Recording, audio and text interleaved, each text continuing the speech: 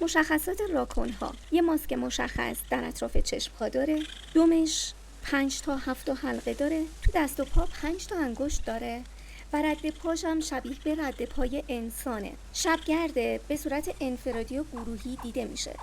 تو فصل زمستون به خواب زمستونی فرو میره. حس بویایی، بینایی و لامسه بسیار قوی داره. همه چیزم میخوره. تو مناطق خزری بوته‌زارهای نزدیک آب دیده میشه.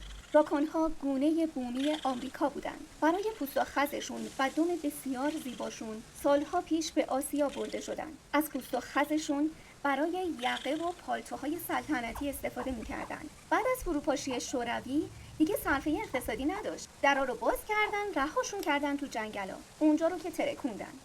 اومدن رسیدن به ایران. از کنار حاشیه کاسپیان رسیدن به جنگل‌های هیرکانی. دور تا دور جنگل‌های هیرکانی با سرعتی مثل بمب جمعیتشون ترکیده. از سطل زباله‌های خونه مردم و اطراف روستاها میتونه استفاده کنه. تو زمستون پلنگی که گرسنه میمونه، این گرسنه نمیمونه، چون همه چی میخوره. اما یه گونه مهاجمه، تبدیل شده به یه معضل. از سال 75 جزء گوشخواران ایران شده، تبدیل شده به یک فاجعه.